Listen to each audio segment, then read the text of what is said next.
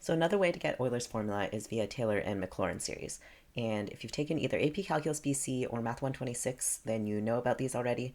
But I'm going to make this video accessible even if you don't know about them, because this is kind of some cool math.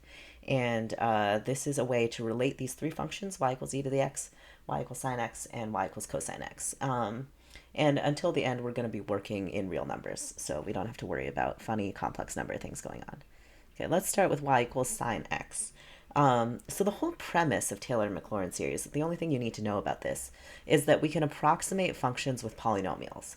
And the higher the degree of the polynomial, the better the approximation. And we can actually get exactly equal to the function if we allow an infinite degree polynomial.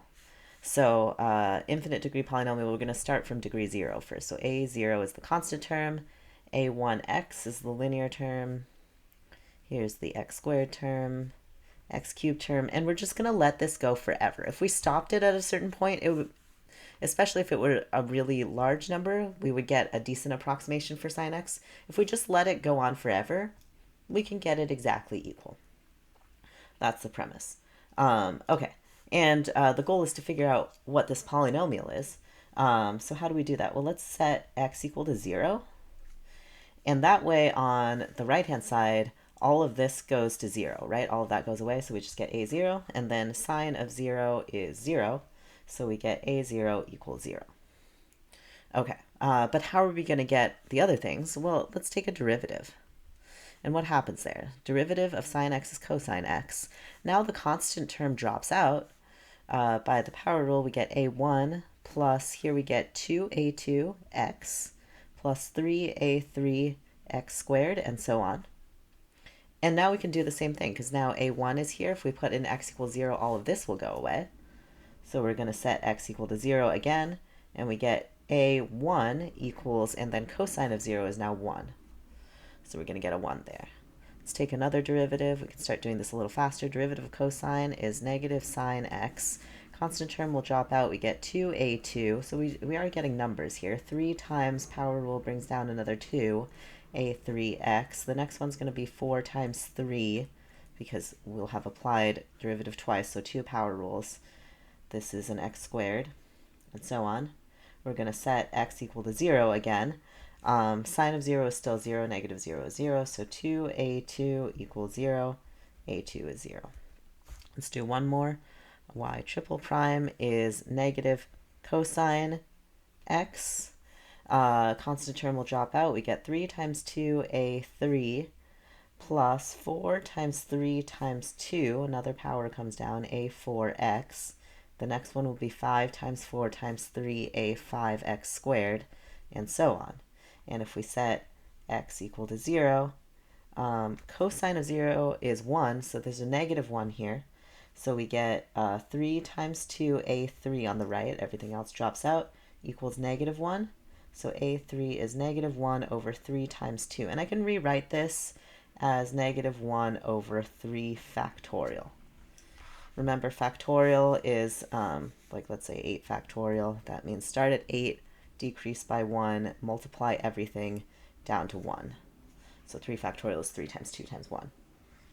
And this trend will actually continue. The next derivative is going to be sine x. So we'll actually get a bunch of stuff times a4 equals 0. So a4 will be 0. But then the next derivative will be cosine x again. And then this is the thing, you can check this out, go a couple more steps if you want. a5 is going to be positive 1 over 5 factorial. Check that out. So what you end up getting is a polynomial, an exact polynomial of infinite degree. So it's not an approximation. For sine x is 1 minus, sorry, no, not 1, because a0 was 0. There's no 1. So a1 is 1, so you put that in and you just get x. X minus, minus because a3 was negative. a2 is 0, so we skip x squared. Negative 1 over 3 factorial x cubed. a4 was 0, no x to the fourth term. a5 plus 1 over 5 factorial x to the 5. The pattern's going to continue. You can check it out yourself if you don't believe me. Do a couple more steps. And so on. So we'll alternate signs. We'll keep only the odd powers. divide by the power factorial. 1 factorial is 1, so there's technically a 1 over 1 factorial there. That's sine x. If you did the same thing for cosine x, think about it, everything would be shifted, right? So starts with cosine x. If we're plugging in 0, we're going to get a value for a0. We're going to get a 0 for a1, a number for a2, and so on. And you can maybe believe that this power rule thing happens too. So the factorials will show up, and the signs will alternate because of the nature of derivatives of sine and cosine. So what you end up getting, and you can check this out if you want, 1 minus x squared over 2 factorial plus x to the 4th over 4 factorial minus x to the 6th over 6 factorial, and so on. And one thing to note, if you remember, we call sine an odd function and cosine an even function. And the definitions of that were odd was f of x equals negative f of negative x, and even function was f of x equals f of negative x, so it's reflected about the y-axis. But also you can see it in the powers. You get odd powers here and even powers here. Okay, that's interesting. And then, so we've done sine and cosine. We're going to do e to the x. That one's actually nice, so we will derive that one. Y equals e to the x, and we're going to call it, let's call it b0 plus b1x plus b2 x squared plus b3 x cubed, and so on. So same trick, set x equal to 0. Then we get e to the 0 is now 1. And then on the right-hand side, b0, everything else goes away. And then we take a derivative. Derivative of e to the x is great. It's just e to the x. Constant term drops off. We get b1 plus 2b2 x plus 3b3 x squared, and so on.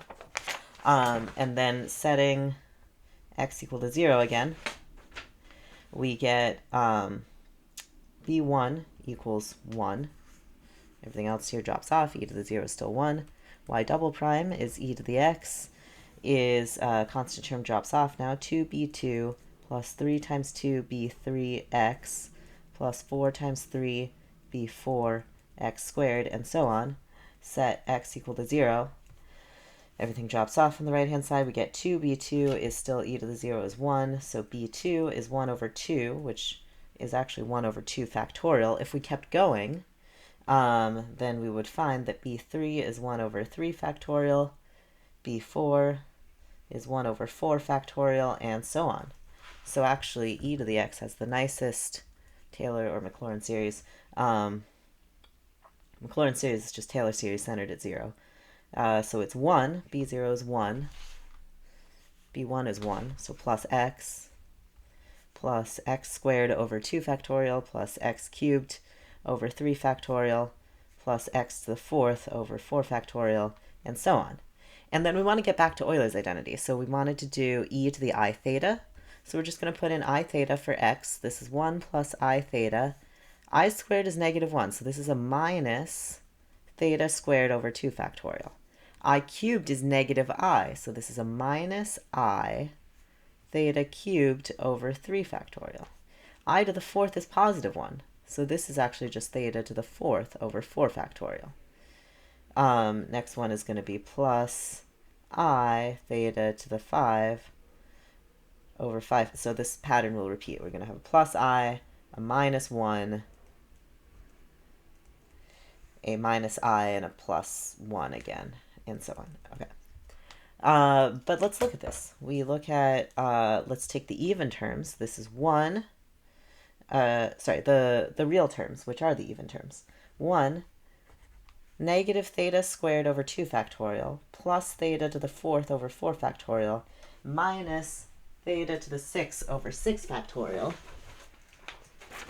And we notice that that's exactly cosine theta. So we're going to write this equals cosine theta.